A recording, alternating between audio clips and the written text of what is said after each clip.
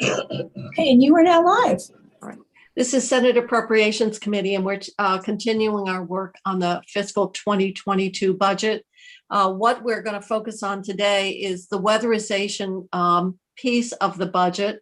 Originally, the governor had proposed using general fund, some of that one-time general fund that was generated by a higher revenue forecast for this current fiscal year.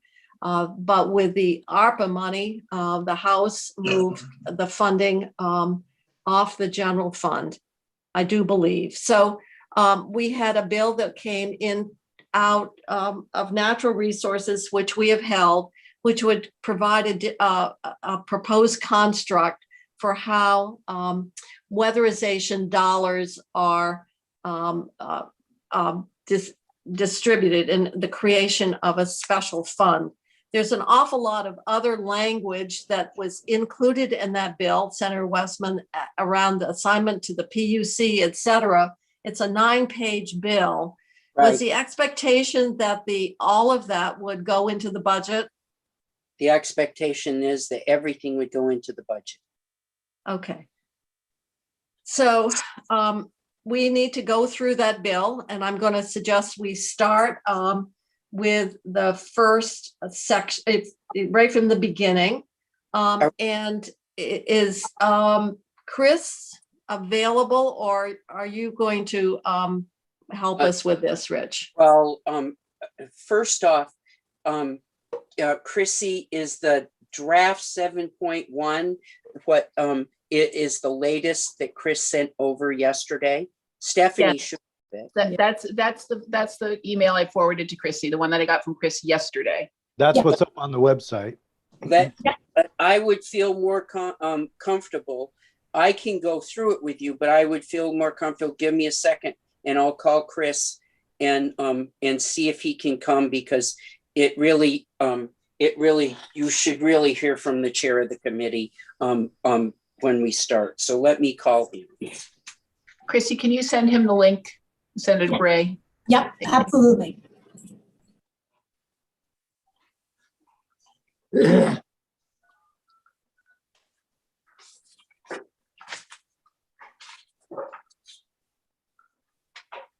From what I see, Richie, it's 120,000 housing units. Well, Richie's not here. He's trying to get, yes. And there's also a fiscal note on that. So I think we're talking about well over $1 billion that goes with that aspirational statement. 1.5. Mm-hmm. If you have the fiscal note. I think that's what I got. So yesterday, Sears and I missed. Did you have a good afternoon? Well, we just slogged through some more of the bill. I had an email from Brian about the PCB, and I think, did you get it as well, Stephanie? Do you mean? I did, and he was asking about the use last night back and forth with Catherine of ESSER money. I explained to him that the PCB testing was in our budget yesterday afternoon. He, I think, was thinking it was going to be linked up with radon as well, but there's not really a radon specific. No. I know, and remediation, and there's nothing for remediation at this point.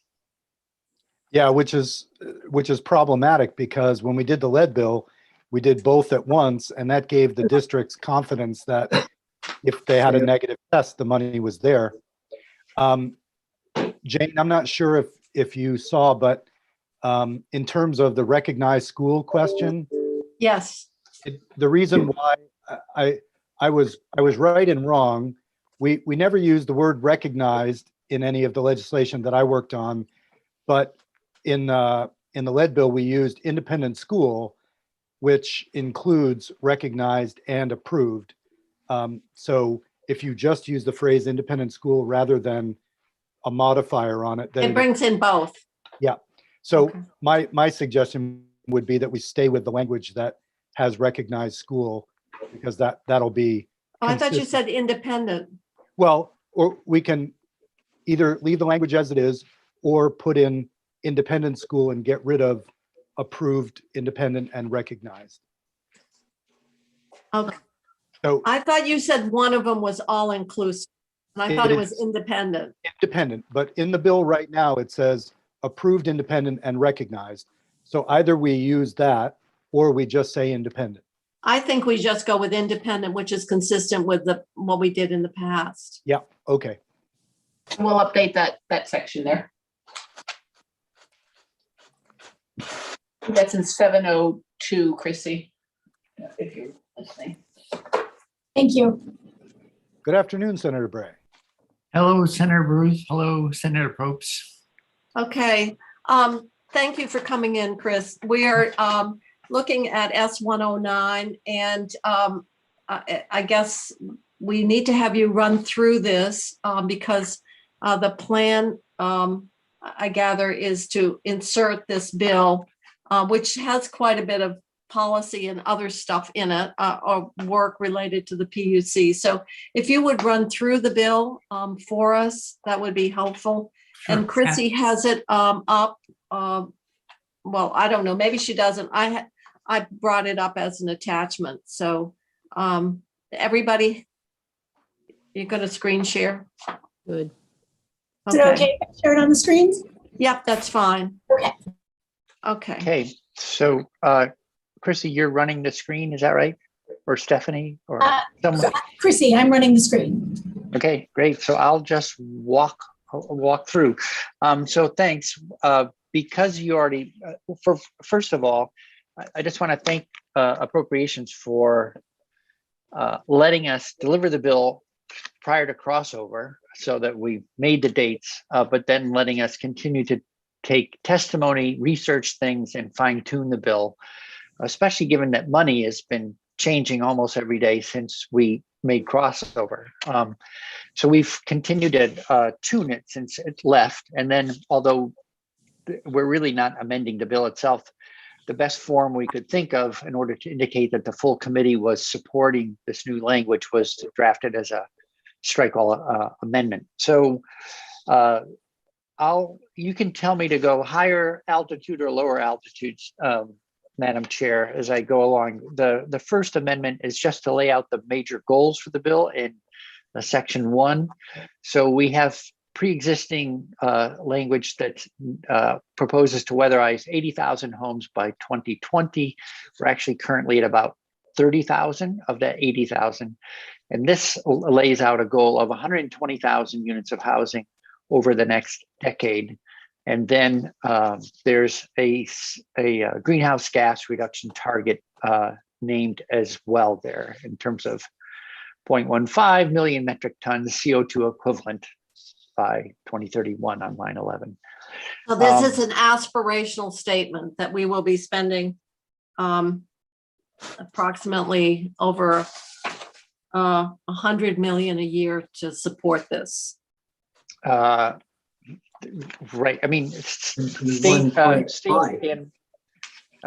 investment plus private investment. I mean, I think when people talk about the total price tag being, over a decade being roughly $1 billion, but that also, that's lumping together all the private investment. A lot of this work will be done by homeowners taking loans or taking on the expense. It won't necessarily be a state or federal appropriation. Okay. But we're trying to encourage people and make it cheaper for people to do that by doing things like buying down interest rates and things like that. So I'll walk. Okay, so I think what you're saying is what you're really talking about, the goals of the state. I guess we're really it's two-part. It appears as though somehow this is all falling on the state. But you're saying that to get to this, it's just like the EV electric vehicle issue. Some people need help. Other people have got the financial capacity, and they're going to have to carry that out themselves. So I'm just wondering whether, I don't know, we don't need to rework it, but I guess I would prefer if we made it clear that this is really more than state government to achieve this goal. Right. I mean, I suppose it is ambiguous when it says it shall be goals of this, state, and then this is the old 581 language, which we just amend. And I think it's always been that way, that it never fell entirely to the state, but it was just laying out an aspirational goal. All right, So well, we can keep going. Okay. Understanding that basically what you're doing is updating some existing language with an updated goal. Right. And I think then if we keep scrolling, it's all existing law until we get to the top of page 3, and there's a new line here. So we're in the section related, we're looking at goals for the weatherization assistance program, which includes, G is on multifamily homes. And then this was actually Senator Westman had said, let's make sure that when we talk about our weatherization assistance program, the WAP, that we wire it into the goals of the state. So Sarah Phillips suggested that this was the most appropriate place.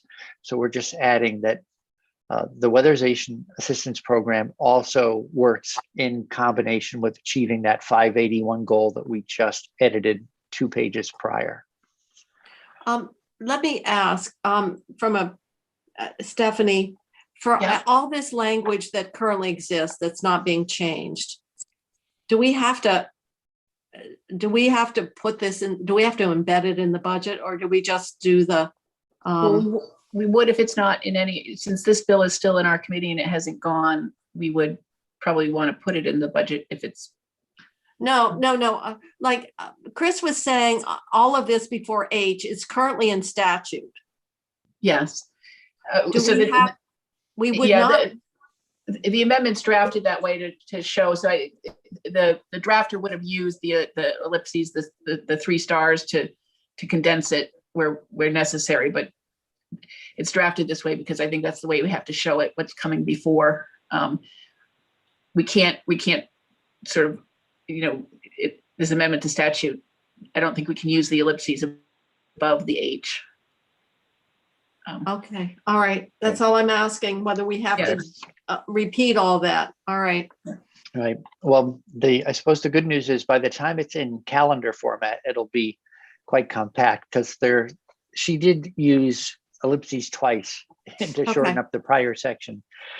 So then we get to the PUC section 3, and we met with the PUC and met with many people in the development of this bill. But one of the things we talked about early in the session was the concept of an energy efficiency charge related to thermal loads, just like we have one now just for electric loads.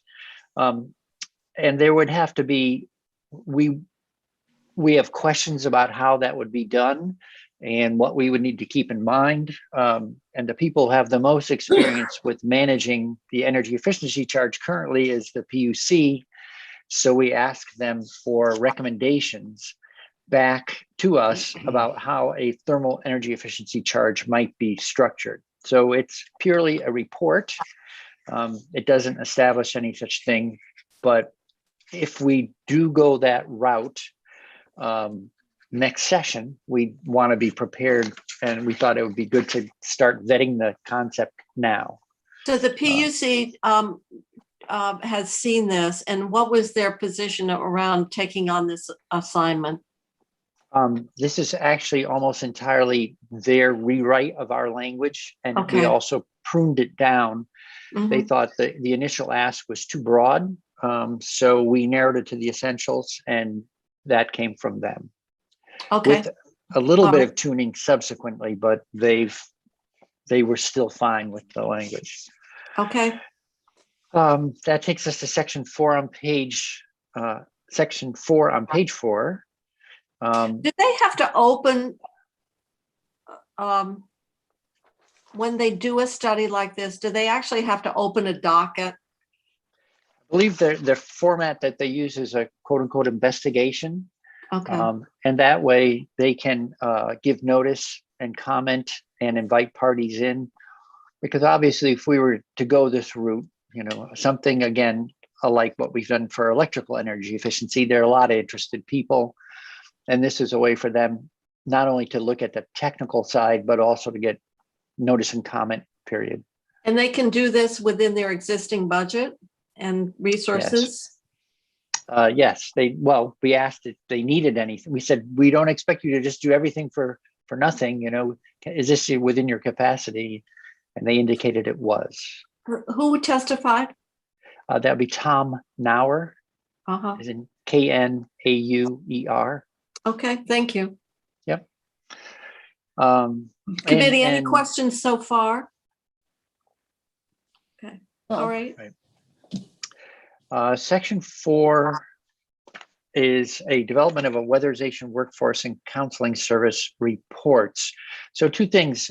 We had a conversation with you all early on about, we have a climate council right now, and we're investing money, time, and effort in that. Let's not create a formal parallel process.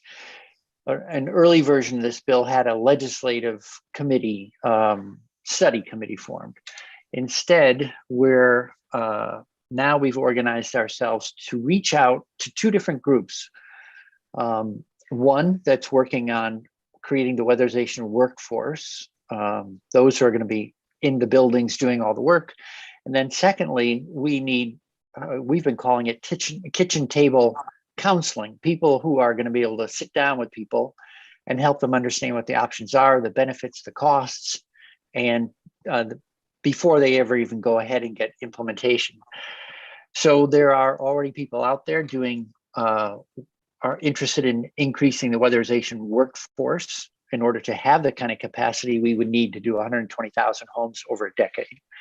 And there are also people who are interested in improving our ability to counsel and help particularly low income folks have access to these services.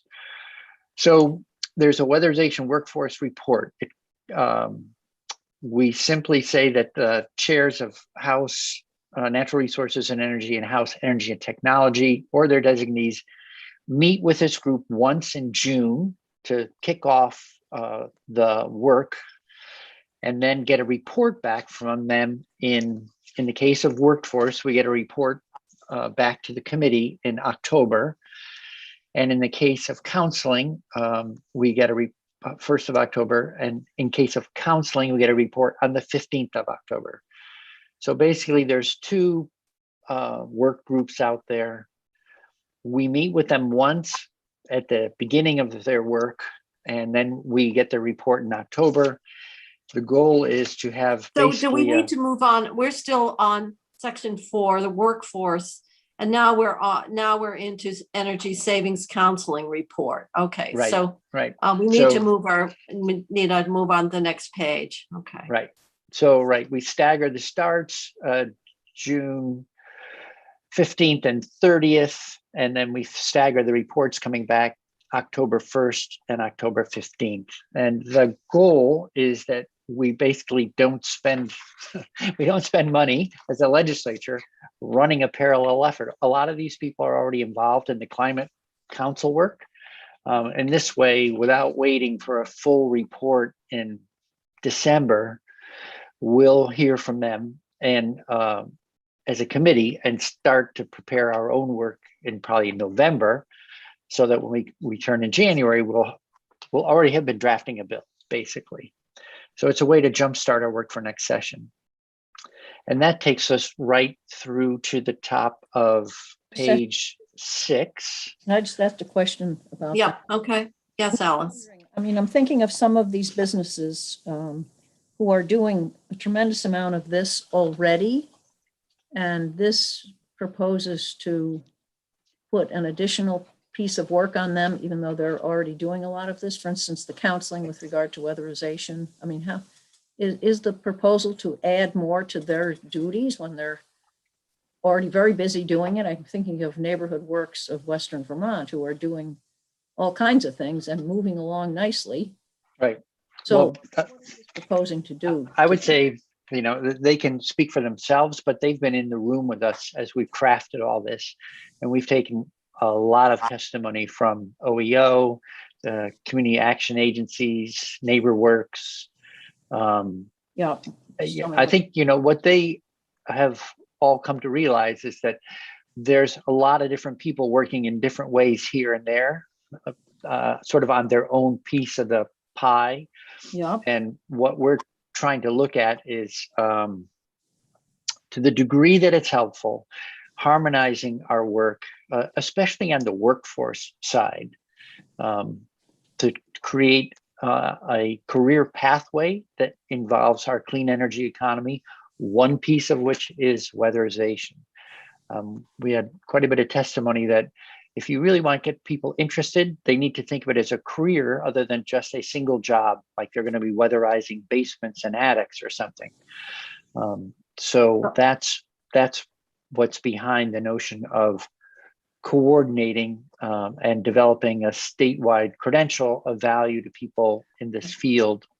So And even we have two things here, and we're kind of talking about them together. One Yeah. is, how do we get a sufficient workforce that have the training and some kind of credentialing to undertake weatherization projects?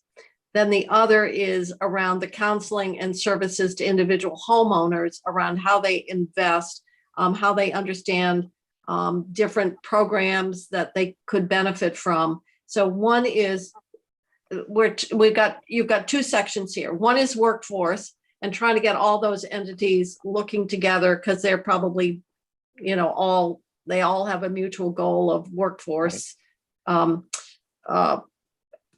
capacity. And then you've got the other is how you make sure that individual Vermont households are getting and understanding the full benefit of programs or services available. I think we need to be clear. There are two different things that are being jump-started here. I have Senator Westman's got his hand up, so maybe he wants to add to this. Yeah, when we were handed the bill, there was money in for training for people to talk to people and basically counseling. Efficiency Vermont has money in for that. There was money in the budget for VHFA that was in for that. And there was money in for the community action agencies that are doing that. And our thought was in committee, if you're going to train workforce and train people to do the counseling, there's a lot of similarity between what each of the group is asking. So we should have them all work together to have training done for people on the workforce that was all coordinated and working together, and not just have, OEO doing theirs over here and Efficiency Vermont. So it was an effort to, on the workforce side, to pull that all together. If you wait a minute, I'm getting really confused. We've got workforce. I was thinking workforce would be the training Vermonters to do the necessary weatherization and energy efficiency services that in homes. They would be the technical expertise and deliver the services. And then I thought we were talking about those entities that have money to counsel those households about what's available, how they can access it and put it together. So I just need to be, and then you were talking about that counseling workforce. So I need to be clear that we're talking about workforce to actually have the training and expertise to go in and properly weatherize a home and have some kind of certificate or some degree of demonstrated competency. Is that the first section? Yes. The second section has to do with the resources that seem right now to be that are in a variety of different programs or organizations to work with individual homeowners to put together the programs and services available to them so that they can make good decisions around and putting together a plan and financing for weatherizing their homes. Is that the, Yes, Right. weatherizing their homes. And if you look in the bottom of B, talk about if you're somebody in a community action agency, you're sitting at someone's table and you're talking about their energy uses. There are a number of programs at the capstone that deal with transportation. So you'll get basically an energy counselor sitting down with them that understands the whole world of that program. But that counselor, if the person goes over 80% of the median, will then move into a program that Efficiency Vermont had, and those counselors need to be working together.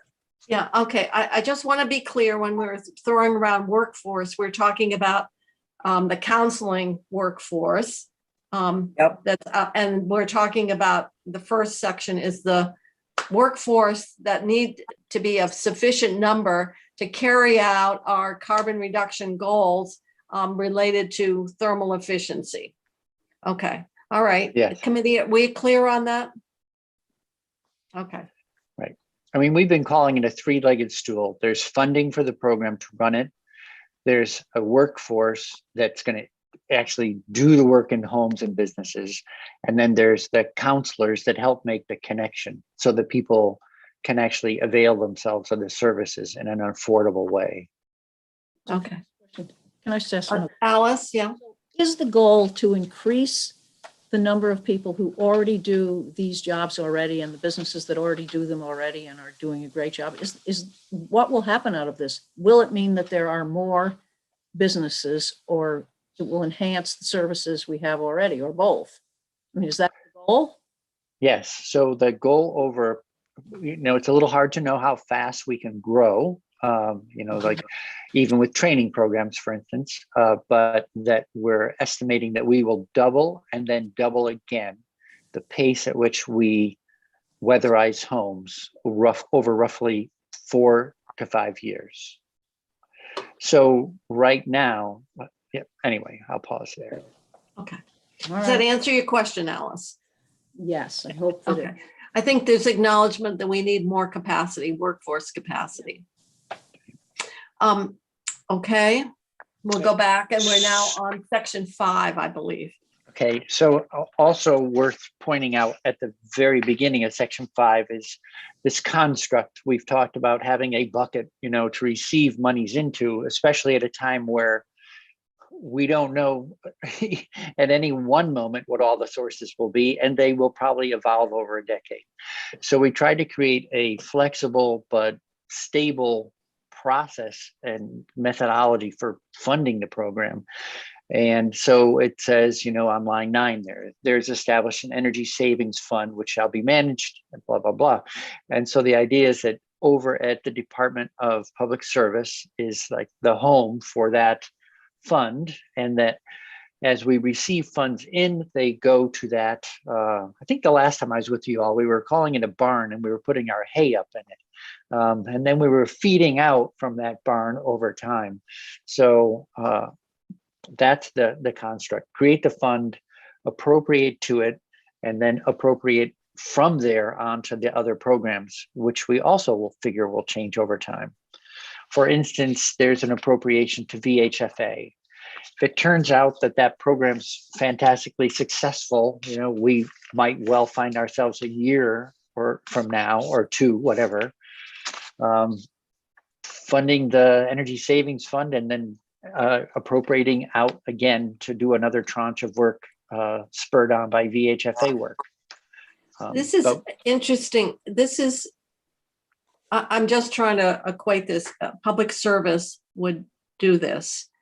When knowing that money got into the fund that went out to ag or transportation or whatever, Well, There's the, there's a clean water board that Right. makes the decision, but this is allowing, this fund would be decided, it, how that money goes out would be determined by the Department of Public Service. right, although as we get to the appropriations, you'll see that we do the appropriating, but it passes through this common fund. So I think part of the goal was to be flexible, but also to leave the legislature making many of the choices. It's not, we're not just making a deposit to their account and saying, whatever you think's best. You'll see specific dollar amounts. So basically, bill. we're creating, what you're proposing here is we're creating this energy savings fund, a special fund, where revenues will flow in and we appropriate out of. Yes. Why wouldn't financial regulations hold that money? And so there's another set of eyes looking at all this. That's a great sort of appropriations question. I don't know the answer to that. I mean, the way this got structured from the beginning was that currently the dollars that flow to Efficiency Vermont go through the department, at least on paper. So that's a roughly $50 million budget. And so it's like, okay, they have the capacity to handle money in and money out for that program. And they haven't expressed any concerns about handling it for this one either. But the department has not. Well, the Right. DFR deals with regulated entities, and we're dealing with a lot of unregulated programs Well, here.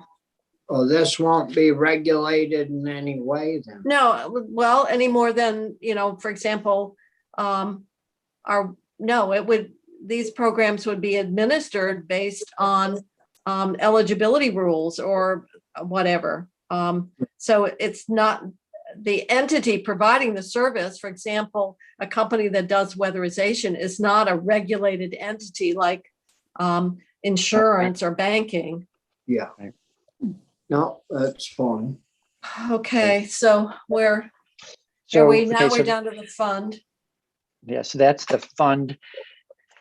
And so then if we keep rolling forward, we go through the counseling, the energy savings counseling report. Sorry, I've got to flip my page. And now we're down to the appropriations themselves. So there was that gross dollar amount that came out with the governor's bill proposal back in January, the 35 million. And this follows the contours of the governor's recommend, although we have adjusted dollar amounts in some cases and tuned some of the language along the way. So we have basically removed number 2 in our discussion the other day, because municipalities are getting so much money to undertake energy savings projects with their 176 million of ARPA. The House had put forward a revolving loan fund, but we were feeling that in light of there was no need to borrow money, and because of the huge influx of federal dollars that would allow them to not finance, but actually to do the work and have the money to pay for it. Right. The only, I think you may want to hear from BGS and the department related to that appropriation, in that they are going to be providing technical assistance to those municipalities. And I think, I don't know what their capacity is. They're currently supervising the spending of roughly $1 million a year. And so this jumps to 4. And they've talked about, originally it came in proposed at 5.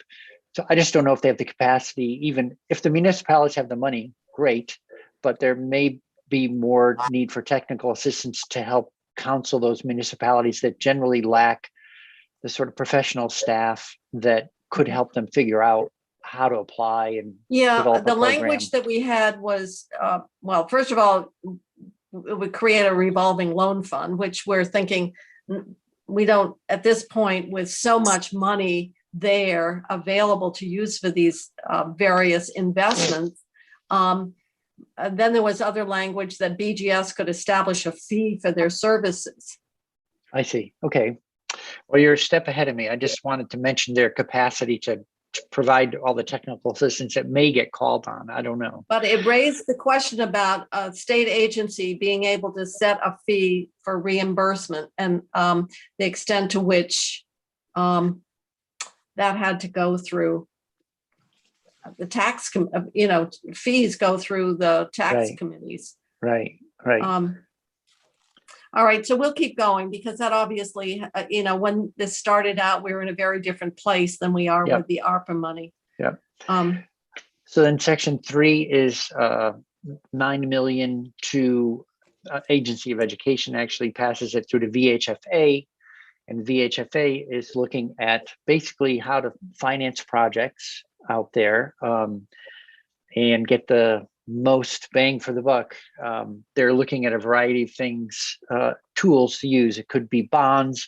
It could be so-called on-bill to-the-meter financing. They're exploring, there's a very active group exploring different ways to use the money. But I think the committee felt very comfortable that they're looking to get the most out of it that they can. So that's where the 9 goes. There is some additional language around their authority later in the bill. Okay, in terms of, are these loans, so that they're creating an ongoing source? Okay. Yeah, so the well, you may want to hear from VHFA as well, but I think it's well vetted for our side, but you may have different questions for them. But they're looking at providing the financing to basically get weatherization projects done. And in the conversations, there's been a sort of a spectrum that ranging from full grants for those who can least afford the work to full loans for those who can. Okay. And then the next in section 4, 5 million to Efficiency Vermont. So that's our weatherization incentives, their program that they've been running. That's their incentive program provides things like they've been working in 2 ways. They've been making loans for home weatherization work less costly. And they've also provided the more traditional things like rebates towards cold climate heat pumps, things like that. In this case, I think it's their contribution towards a weatherization program buys down the cost of the work in anyone's home. And then if you complement that with a low cost or no cost loan originating through what VHFA is doing, you've just made the project less costly overall to the homeowner, and then you've made the money for the work cheaper. So it's really it's a complementary effort to what VHFA is doing.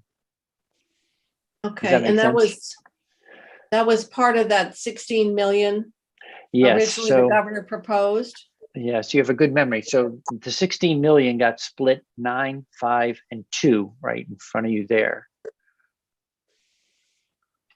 Okay. And actually, it wasn't so much that VHFA lost any money. They were not intending to take on the work of people already doing this work.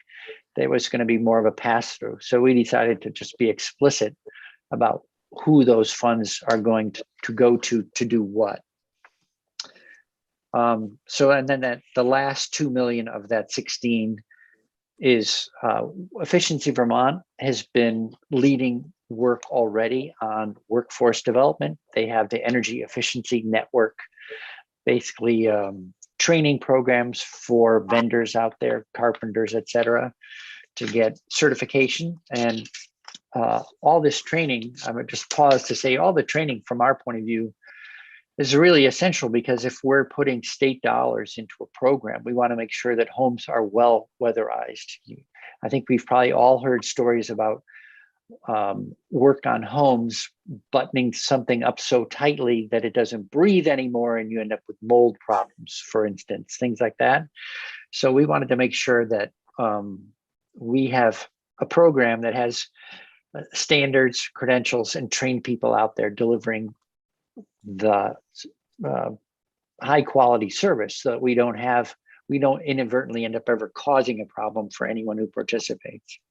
But this, it makes it very explicit that the 2 million, to support the expansion of Heat Squad, to support Heat Spa, just only one entity's getting supported for an expansion?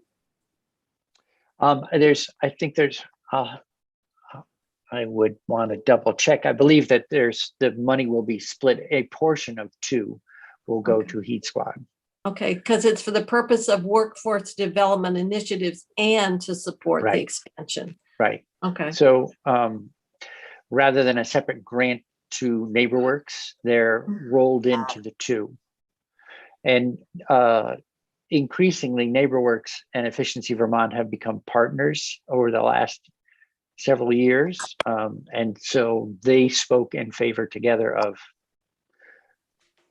handling the money this way. I mean, I think basically we said, we want you to have discussions amongst yourselves and come back to us, so that we don't end up with people sort of competing with each other for this money. And so all these proposals in this bill have been vetted. We had people sort of step out of the room, come back once they had their own agreements worked through. Okay, so number 6 is So this was the governor's proposal related to building, well, it's called Affordable Community Scale Renewable Energy. I think what the most concrete example that Riley Allen from the department talked about was that they are thinking of something on the order of 5 or 6 solar arrays, and that the electricity generated from that would be supplied to low-income families. So it could be, one way of looking at it is if you could help reduce your monthly electric bill by being, in essence, given 1 or more panels on a community, affordable community scale renewable energy program solar array. And I think the model for that came from work that Vermont Electric Co-op had done that was successful, and the department liked what they saw, and so they've drafted a proposal based on what VEC has done. Also, the Southeastern Vermont Community Action Agency has a solar project like this to benefit persons who are served by their services. Right. Great. Right. 2 years. And it's kind of like, well, not exactly. It's almost like it's somewhat analogous to saying we're going to provide you with power the way some people can do it for themselves with net metered power. But there are a lot of people who can neither afford nor are well situated to do net metered power, but they would still like to be part of clean renewable energy and sort of, Vermont's energy future. So that's and the department can tell you more. I think they don't have, when they were in committee 2 months ago describing this, they said that it would be a summer and fall rollout. I have a question. What is the total appropriation that we're dealing here? You are beyond what the governor included in, he was using general fund, and you're probably beyond what the House has? No, this is all out of the governor's recommend from before. It is? Yep. It was 35. So I guess if you're taking the 4 for the state energy management program for municipalities than 31. So then that brings us down to the last $2 million that appear in 7 and 8. So right now there's starting a year ago, this goes back to the whole counseling piece at Capstone and one other community action agency.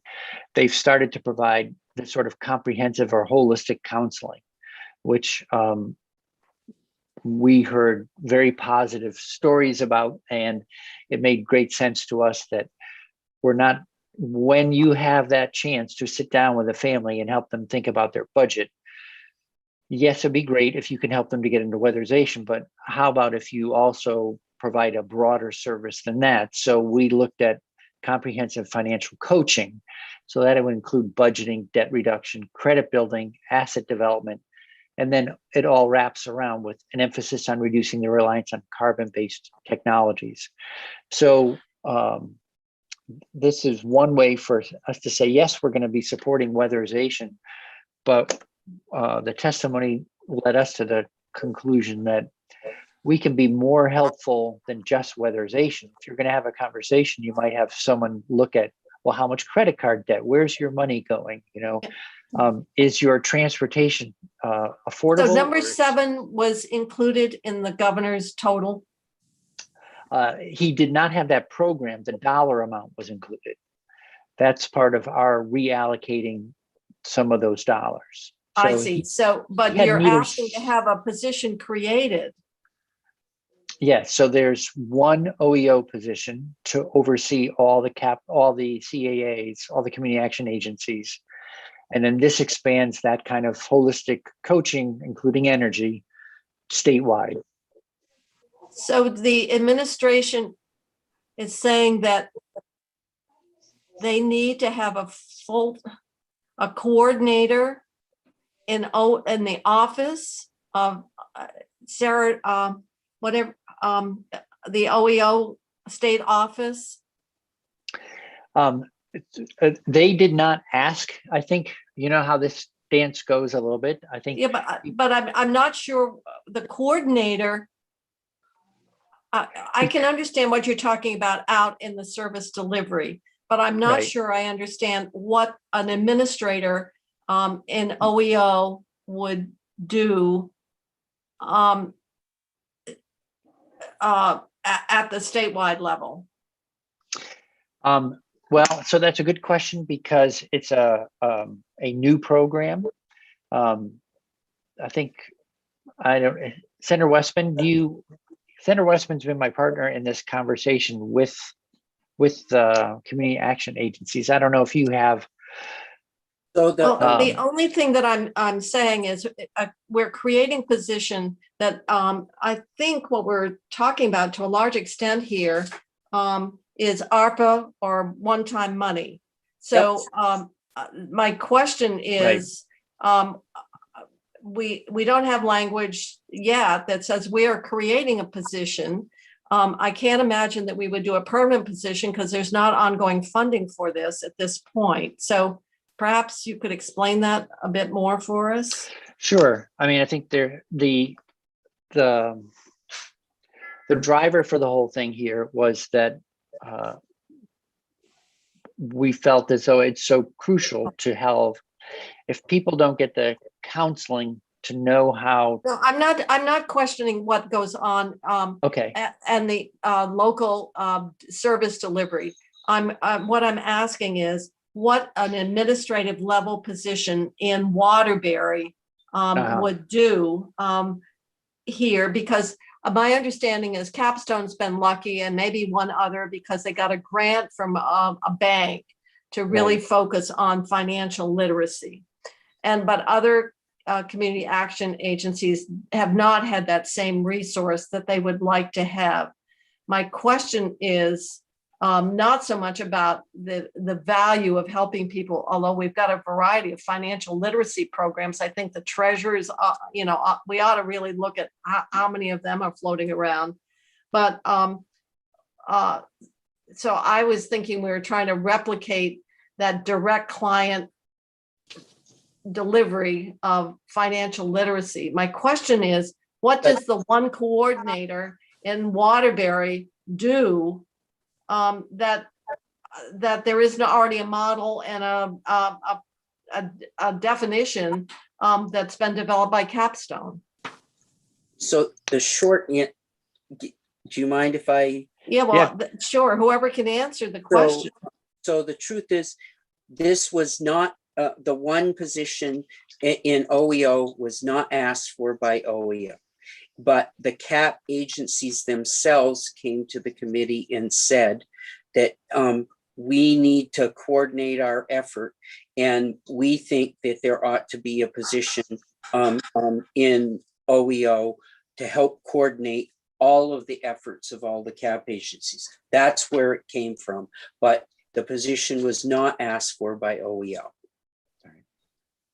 That's $100 grand a year. It would be with benefits, probably.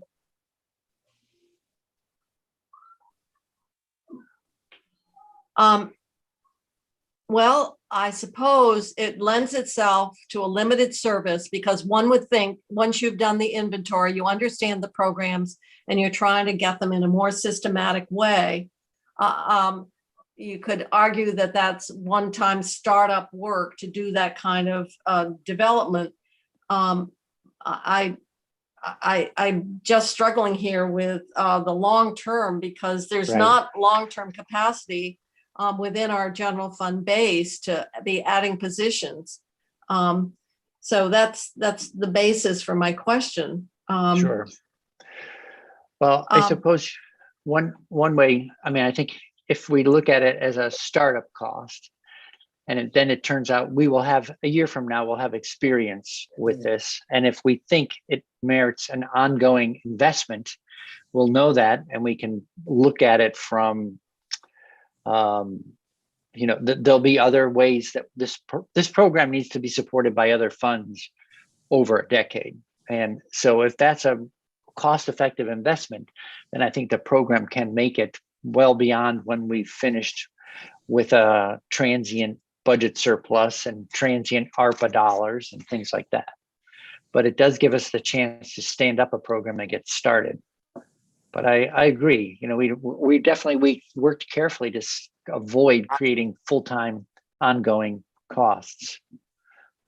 Okay. All right. Well,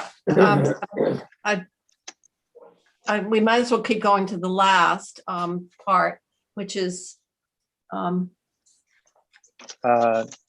the next section 7, 10 VSA 621, general powers and duties. So this is no, you've got do you have another one here, a number 8?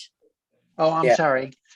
I went right past it. Number 8 is, so we've been appreciating all along that, or maybe a little frustrated that we haven't helped more on attacking greenhouse gas emissions in the Natural Resources and Energy Committee, because as everyone knows, the largest source of emissions is transportation. So the testimony we heard on the Mileage Smart program was compelling. And then now if we're building out counselors statewide to do counseling, and it's going to include transportation, that there will be more demand for the program. So in addition to what transportation put in, 750K, we added 500 because it's now growing to statewide level from being a program for the most part centered at Capstone.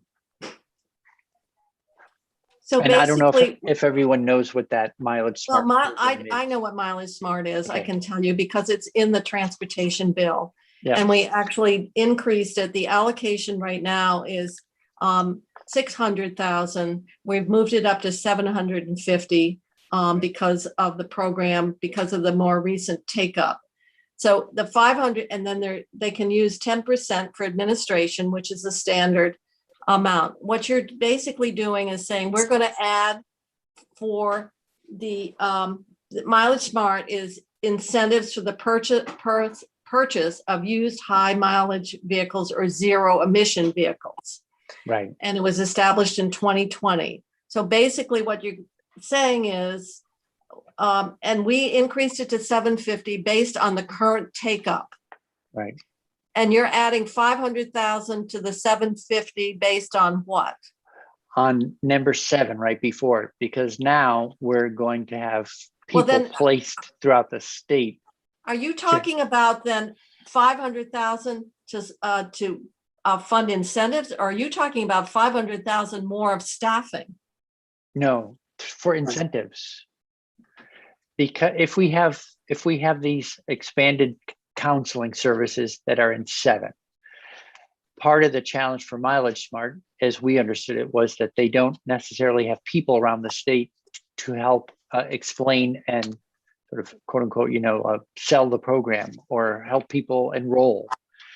So with the increased counseling that proposed in 7, we were saying, okay, we could anticipate a higher demand for the program, and that we wanted to have funds available to supply that. So what you're anticipating is that we're going to significantly depart from the last couple months take-up rate of the program, and you're funding what you think will be a higher take-up rate than what we've been told was necessary in transportation. Yes, because of I think the difference is, I mean, I don't think they're incompatible. It's just that I don't know that transportation heard that we were also trying to increase the number of staff out there that are going to presenting Mileage Smart, amongst other things, to their clients. And that's why with more, it's like having a larger sales staff, we wanted to have more people able to receive those monies in order to buy vehicles. Does that make sense? No. Not yet, I don't think. Well, I guess I what I'm think you trying to would do add- is, Why wouldn't you add a person later on if all this comes true?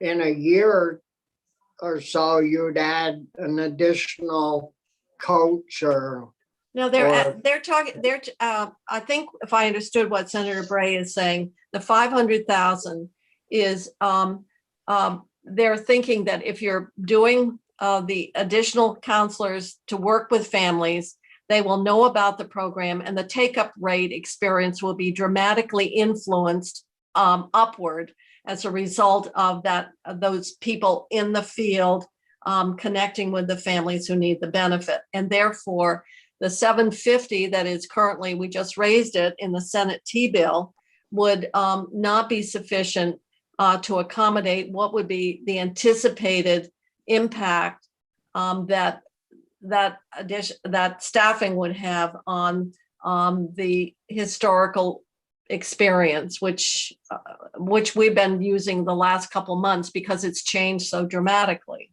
Right. So the 500,000 would mean that you're not encouraging people to swap out their car or around this program that would only run out of money sooner. we're Exactly. gonna be back in 6 months. Yeah. To do the budget adjustment. I mean,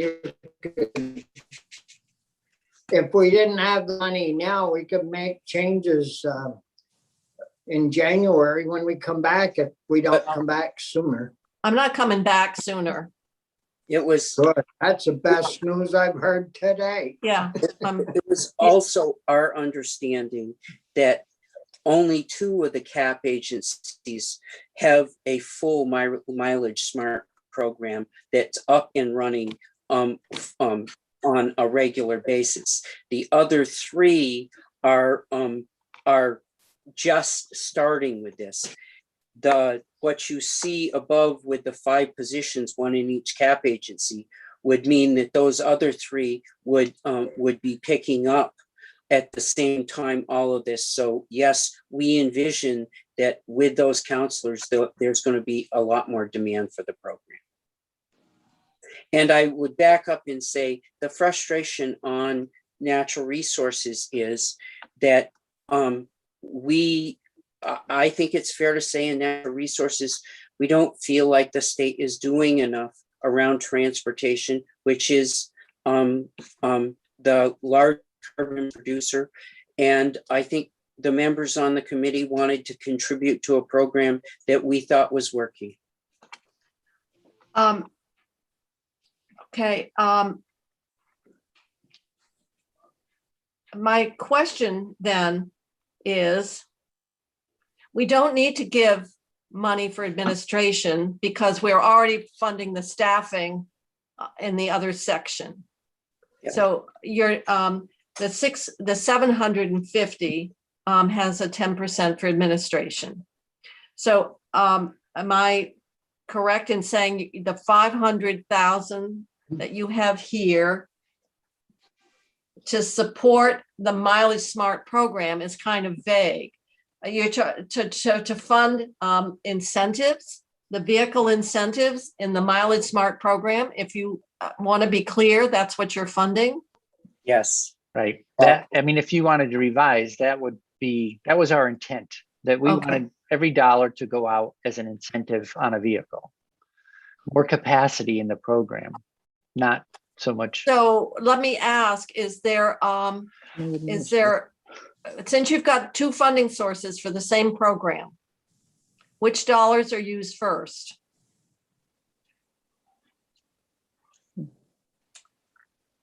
You're assuming that there's going to be a higher take-up rate that the 750 will not accommodate. So how do you want to align a separate appropriation to what's already in the transportation bill? So Senator Westman may have other thoughts. I would be tempted myself to say, use T-bill money first. It's already the established language program, everything. If this didn't get fully drawn down, because we would already. Well, we could do it as some kind of contingent. Right. I'm just raising trying to harmonize, so to speak, two funding sources for the same program. The other big question, of course, is the 100 million that's been set aside, or we haven't appropriated. The governor's proposing for climate change, which is if the two big sources of carbon emission are transportation and heating of buildings, then we know that the 100 million, significant portion has got to go to those two areas anyway.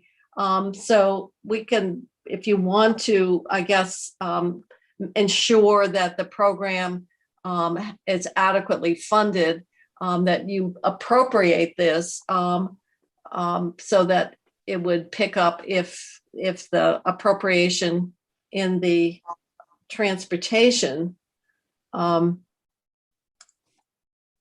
bill is not sufficient for fiscal 22. But we've got to do something to address how the two funding streams come together. Stephanie, do you have some thoughts on that?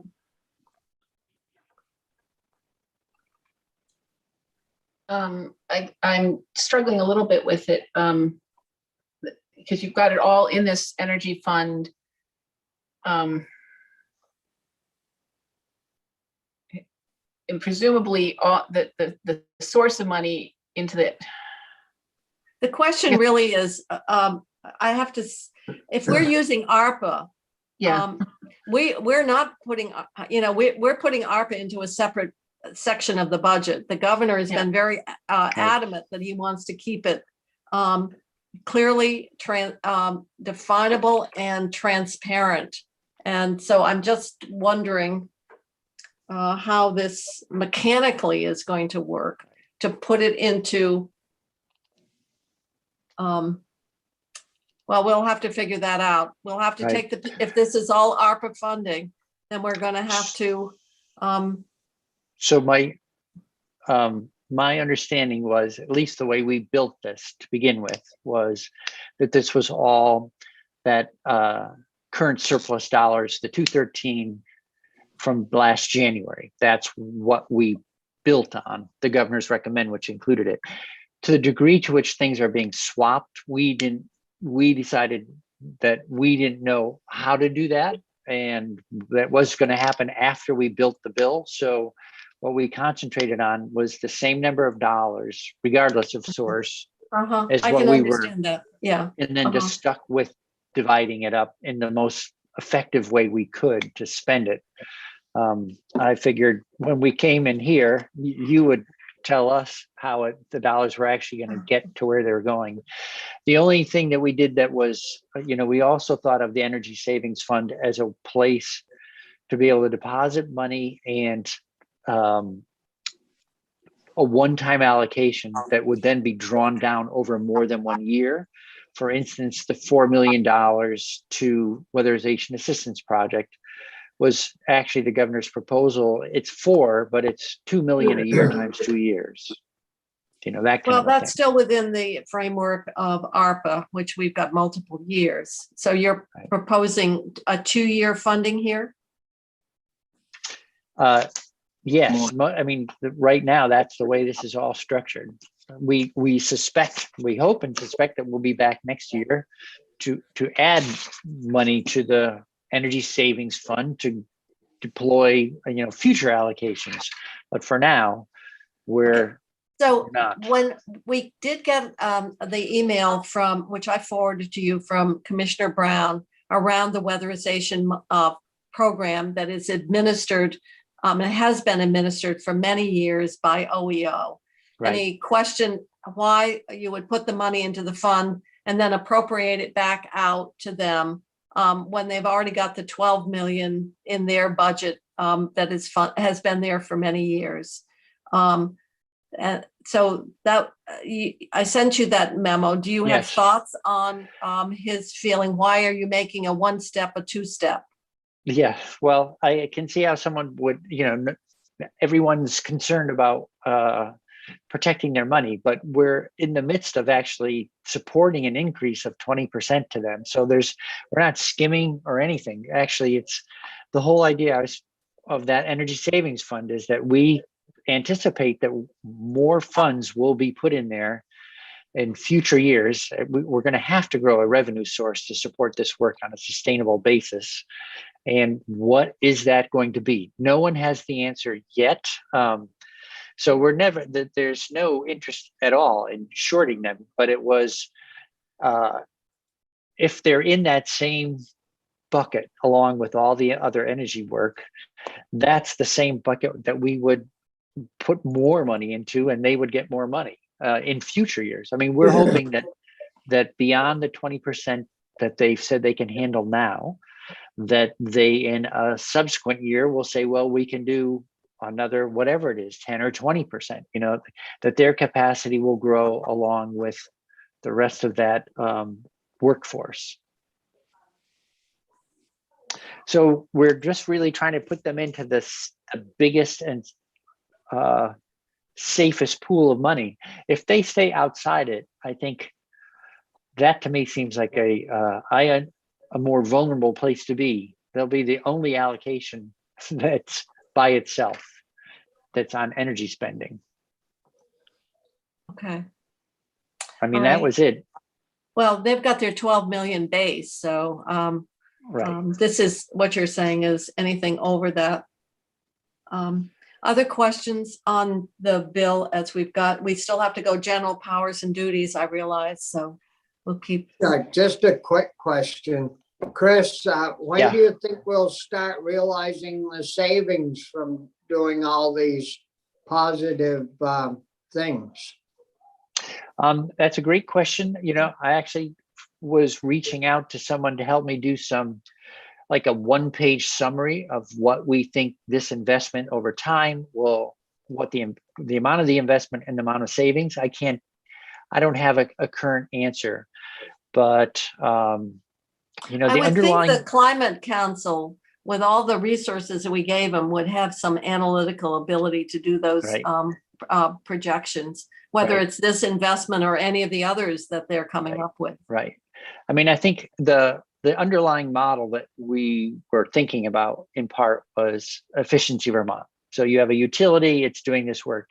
The numbers for that are Vermonters have paid in collectively, all ratepayers, $658 million over the last 28 years.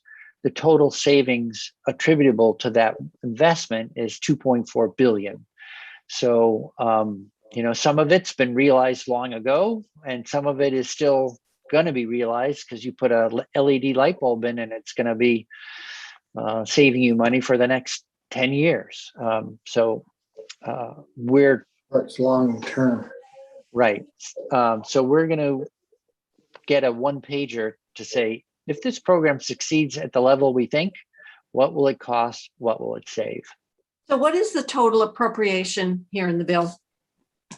So I it mean, was in your bill. coming, what we sent to you was 35, and then you trimmed out 4 because municipalities are going to have money.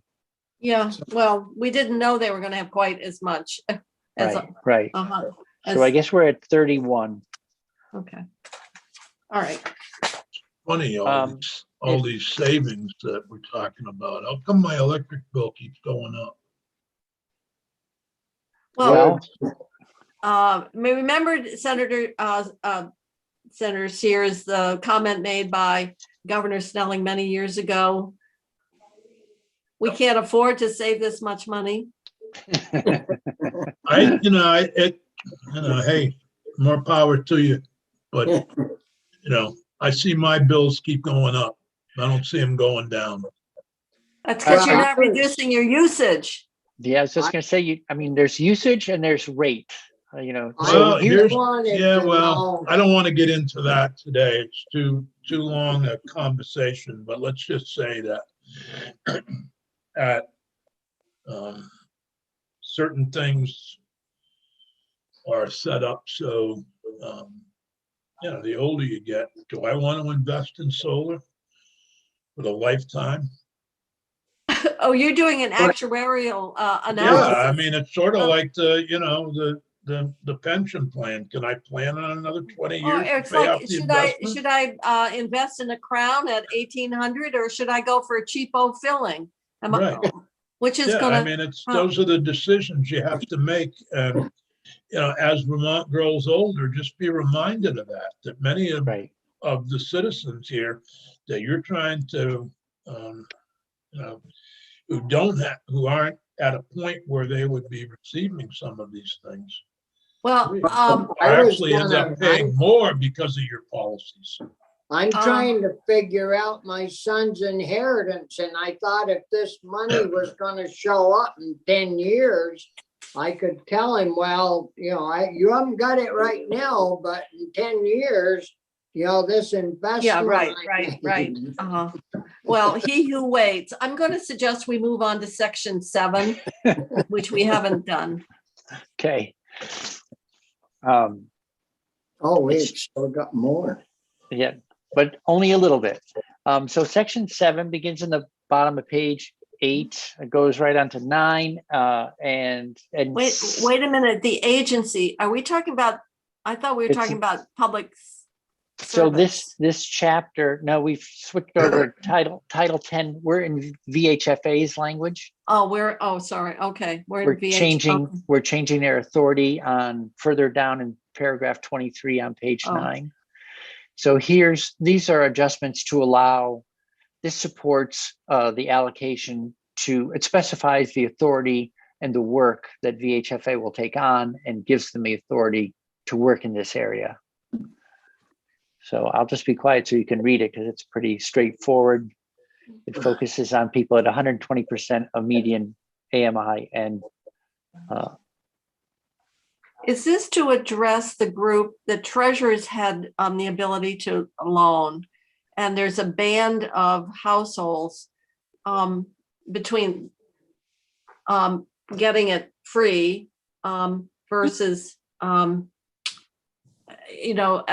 then there's the band that are taking it up that are higher income, and then there's a band of households that are not participating. Is this here intended to deal with that above the home, the OEO administered weatherization but don't have the finances to access the treasurer's program. So I don't know the qualifications on the treasurer's program off the top of my head, but yes. So OEO, free, quote unquote, free weatherization services are available to those with an AMI, just area median income, 80% of AMI. In fact, their funds are limited enough that it usually, and they have kind of an underwriting process, right? Like if you have a child at home and stuff like that, that pushes you up the eligibility list. But at any rate, the net effect is that for the most part, like 90% of their services is to people with an AMI at 60% of AMI or less.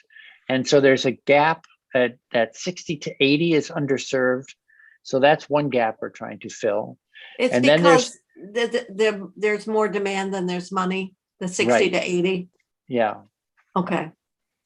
And that goes back to, we did double check the quote unquote waiting list. If everyone's eligible signed up, it was, I think we're down to 49 years, if everyone was on the list at once, but they don't publicize it because they don't want a 49-year waiting list.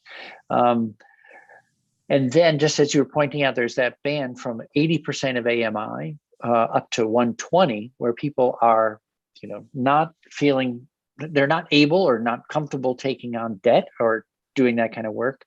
And so they too tend to be underserved. And so this targets that group of individuals. But this also is adding, giving them the authority to Bring them do in. programs to expand the pool of contractors. They ought to give priority to those. Well, Right, no, it so says, it's saying that out of their can they finance for any household income? I believe I'd have to double check, but I believe so, although they're, I just don't want to misspeak. So I'll double check, because they, depending on where they're drawing funds from, they have, I believe their programs vary some, but the group that we've most talked to them about is this 80 to 120 group. I do think that they can go above 120 on their lending, but I don't know that for a fact. No, okay, but for this program, we're trying to address that band Yes. of household income. But it says they'll give priority to households to get weatherized, but you've got two things they can do, and they can use money to programs to expand the pool of contractors. Right. So part of what they have a connection to the whole workforce development piece, that in order to connect contractors to the clients, I mean, they will, but they all can, the dollars pass through them. They just hire others to do work. okay. No, I just wondered, out of the money that they were getting, and the appropriation part, they can use it for two purposes, and it's up to them to divide it up between the two purposes.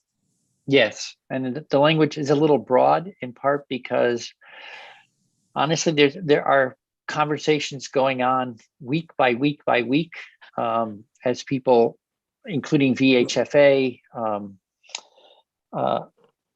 look at the best, the most bang for the buck model is out there being vetted in different ways. As you may know, the Energy Action Network had a summit in the fall and put out a call for proposals. This weatherization at scale is what it was originally called. Proposal was a winning proposal, and EAN has funded kind of a support for all these actors who are interested in participating. So VHFA, Efficiency Vermont, Department of Public Service, there's a whole group that continues to meet and help develop the best ideas to get the most work done most affordably. And, I mentioned one thing briefly in passing earlier on, and that is to the meter financing. And I'm happy to explain what that is and how it works if you're interested. But we didn't want to constrain them to that, nor preclude them choosing that as the best way to work. So this language is quite permissive. Okay. My question then is one of, oftentimes we say, out of that appropriation, up to X amount can be used for programs that expand the pool. But they could, in fact, use 100% of that appropriation on the contractor, on the workforce side, if they should so choose. Yes, I mean, Okay. It probably wouldn't happen, but I'm just right. But I'm just saying that right now it's totally silent on how that split would work. Right. Okay. And you're not recommending, obviously you're recommending flexibility there. Yeah, they've been great partners all along, and we were. I'm now confused. You're talking about Vermont Housing Finance. Yes. Okay. So we were because you were talking about EAN, and I was thinking the they was not EAN. Oh yeah, no, I just wanted to make sure the pronoun I was putting to the right entity. Okay. Yep. No, it's VHFA that we've been working with steadily, and the best thinking has evolved since January, which to me is a healthy thing. And so we thought, rather than tighten it up and inadvertently prevent them from doing what seems like the most cost-effective thing by summer or fall or next January, that we would leave the language open. Okay, so we need to keep going. We're on page 9 of 9. And then all that's left is effective dates. Okay.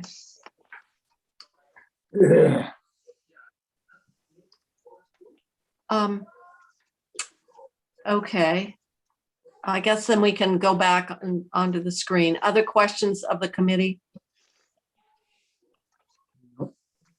So what we have here is taking what was proposed. Did the House keep within that 35 million or 31 million box, Stephanie?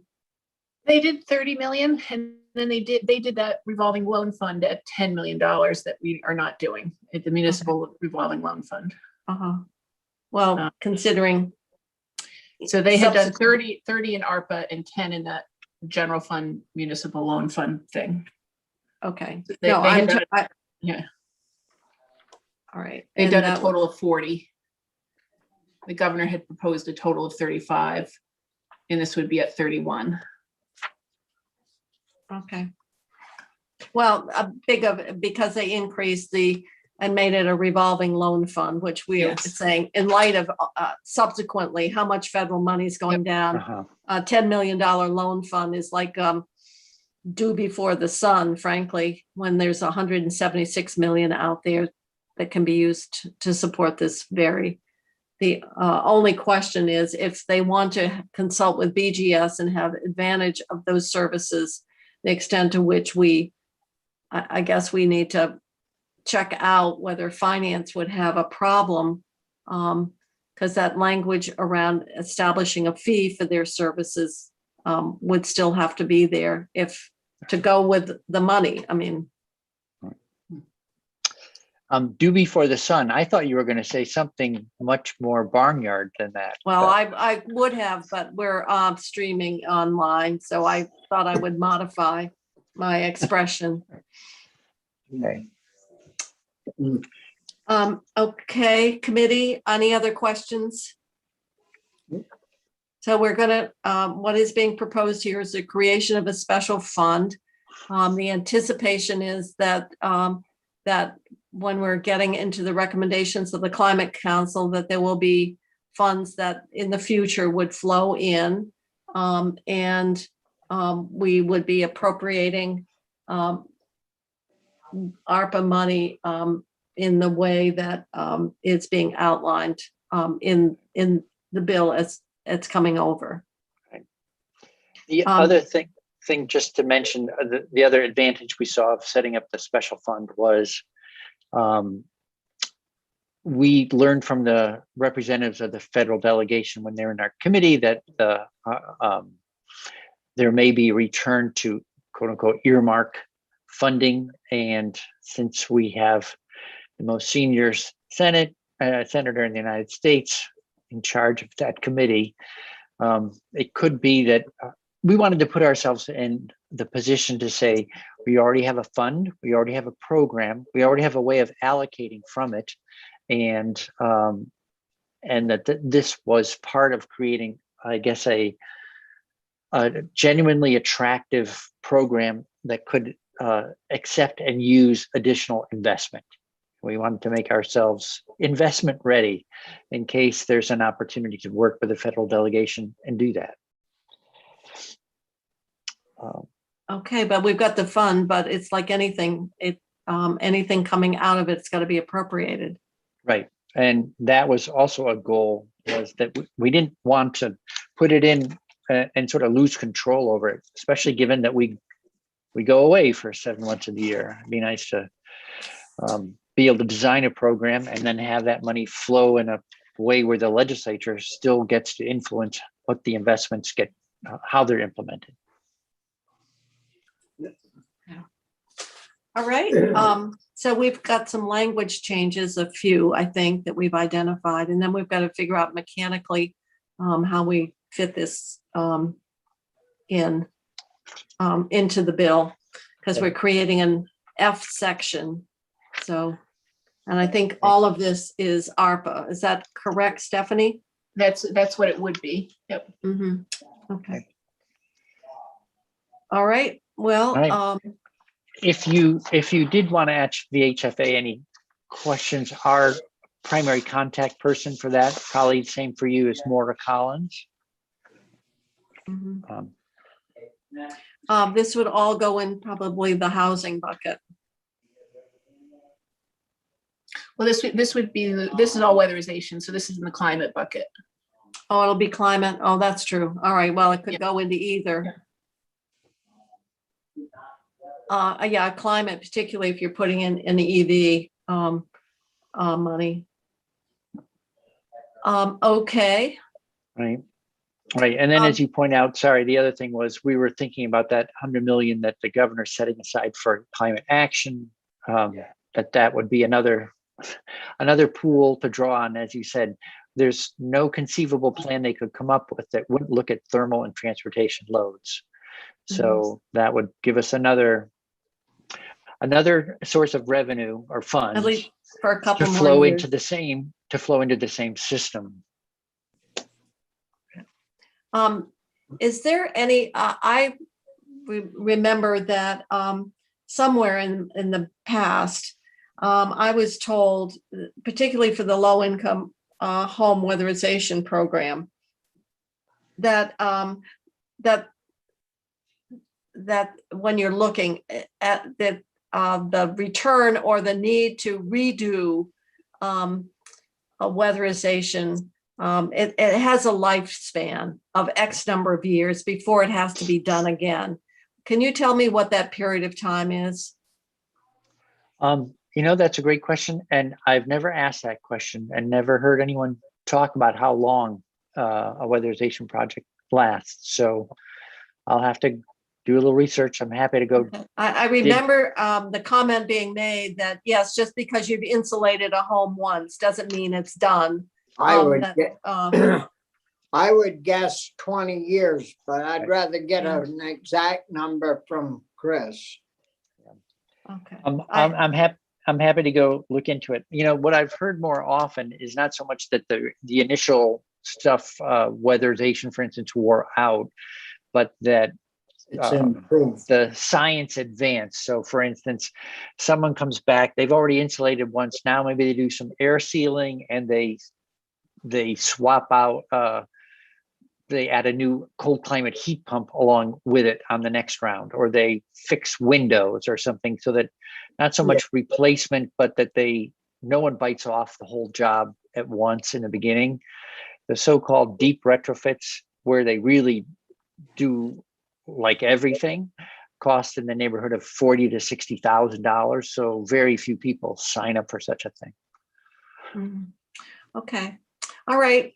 Any other questions? Because Chris, you're away from your afternoon committee. Yes, ma'am.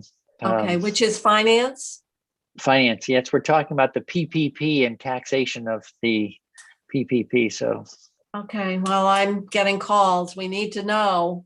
What are you going to do in 21? On 20, is that what year they're on, the 21 year? Well, we Right. did the link up for tax year For 2020 in the FAST Right. bill. And the governor was hoping that it would cover both years, and our tax committees felt that they wanted to look at tax year 21 independent of 20.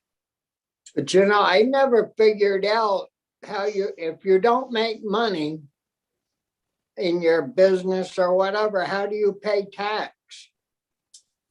So if you make money and you're using PPP and that helped you make money, why shouldn't you pay on that little bit of profit that you may have made? I think there'll be a lot of discussion. I know that to give some idea, because obviously we have appropriated about 340 million into business grants. There's been a lot of discussion, and I think frankly, the auditor's office they've done some audits of the grants, and depending on how you define unmet need makes a big difference in terms of what your outcome, what your percentage looks like. So I have heard, and I will put it out because I think the auditor's office or the staff person who's been doing the audits would say, depending on what you're using for definition and the methodology, and based on what they audited, the ACCD methodology would say the unmet need was $130 million, but if you used a different tax methodology, it was 14. 14 million? 14, which is obviously like a 10-fold difference of what that unmet need might look like. So it's So the other thing that has made the PPP thing a little more complicated and controversial was not only could you get the loan that then would be treated as forgiven and treated as a grant, but then when people applied that grant to pay things like wages, they could deduct those wages against their profits because the those expenditures would still be allowable, and even though the grant covered them. right. And, so and that's part of the tax discussion as to right. how it should be treated. But obviously, the administration would like to have the link up and extend the tax exemptions for the second year. So we wish you well as you deliberate that. Chris, Well, I think companies that didn't get any PPP and made some money ought to get a reduction in their taxes. They didn't have their hand out getting money. And Yeah. and that we can't do anything about it, but the essential workers who were at higher risk of exposure, those grants that we gave them are taxable. No. So the people who work and have the lower wages and did not get UI are going to be paying on their hazard pay grant. People who were not working and collecting UI are going to get a 10,200 wage, exclusion. So there's just so much inequity around here that it's, I guess we can never reconcile it, but we did what we could. That's not very equitable. Well, Stay home and get a check, you don't pay, but if you go to work and get a little check, then you pay right through the nose. That's kind of. the world, didn't your mother tell you the world's not perfect? So with that, it's 3:15, and thank you, Chris. We'll let you go back to your other committee. And Stephanie. Thanks very much. Okay. I have a couple pieces of language to look at. The first one is pretty simple. Chrissy, if you could send out the premium one that we got from Corey Gustafson. There's an amendment needed to Are we going statute. right till 3:30? Because we got another meeting at 3:30 and I need a break.